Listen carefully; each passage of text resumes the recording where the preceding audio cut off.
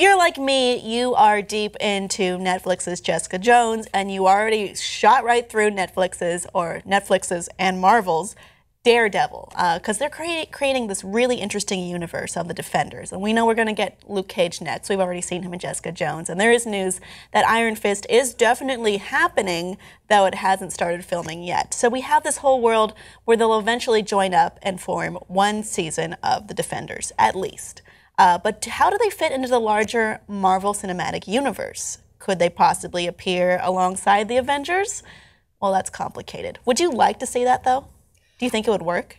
You know, it's so hard to say because crossovers and verses, you know, it's almost like there's so much going on and there's such a big story there already. It's like, it seems like it would take multiple movies to get all of these characters just to sort of mesh into one together. And you know, it's already happening with, you know, like the Netflix series and all of that, but what if, like, I haven't seen Jessica Jones yet, but what if... Oh, you should. Yeah, but like, really what if this movie is already out? Would I have to go and watch the whole Jessica Jones series to understand the movie and all of that stuff? So there's just so many parts. Oh, I see, because some of these characters are more relatively obscure as opposed to the ones we're seeing like in the Avengers films. Or, I mean, Guardians is kind of obscure too, but now everyone knows who they are. Like the Avengers have already had like multiple movies to sort of establish, you know, who they are as characters, and it's been years since those movies have been out. But something like Daredevil and Jessica Jones, they just came out.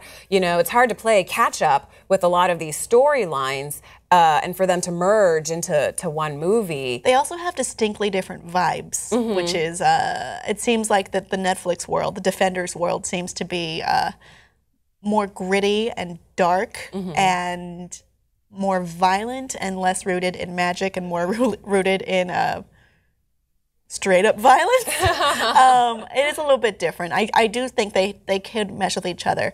But when we get to the studio level of how they could work, you think, you know, it could possibly work. We have Spider-Man coming in for Civil War. And, well, we actually don't know if he'll be in Civil War. I think he'll be in Civil War. But we have actually Infinity Wars coming up, which he will definitely be a part of. And, you know, the theme of that is everybody gets together to take on Thanos. Why wouldn't these heroes who have, you know, they've been hinted to be in the same, you know, well, they are in the same world, but there's just a few hints dropped here and there. Like Jessica will bring up Hulk, and Daredevil will bring up Thor, and, you know, it'll just be like a passing joke. But it does indicate they're at least rooted in the same universe. But on that topic, Anthony Russo recently spoke about the possibility of them all joining up together. It's complicated when we start to serialize the telling of stories. It's difficult. You have to have a lot of control and focus on the course of history. The films are controlled by a group led by Kevin Feige, so they function as a unit. Other products, even if they are from Marvel, are controlled by others.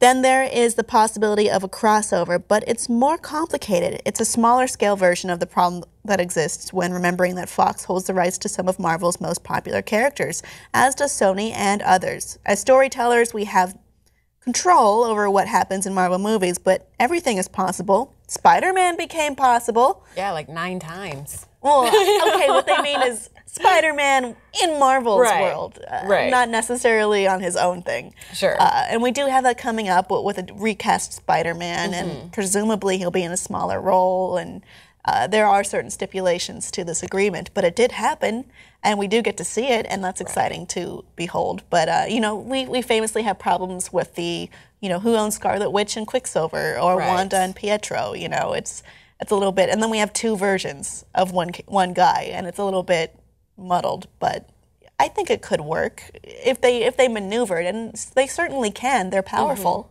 Yeah, no, it definitely could work depending on, you know, who in the studio is trying to get their hands on the story, because you know, like a script could be written a certain way and it could be brilliant, but then as soon as it gets in the hands of the studios, like there's so many revisions and so many changes, and then just like all these weird things happen with the story, and it's like before you know it, it's nothing like the original concept.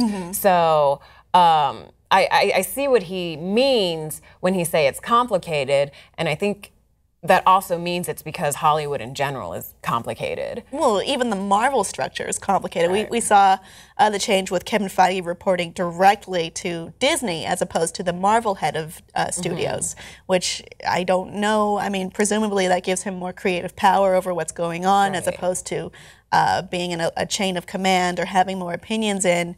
But I don't know. It is. I guess the answer here is it's complicated. It might happen. It might not happen. But if it does, it will be very much more so complicated. Audience, what do you think? Would you like to see Netflix's cast of The Defenders into the Marvel Cinematic Universe at large? Let us know below in the comments, and please like and subscribe for more.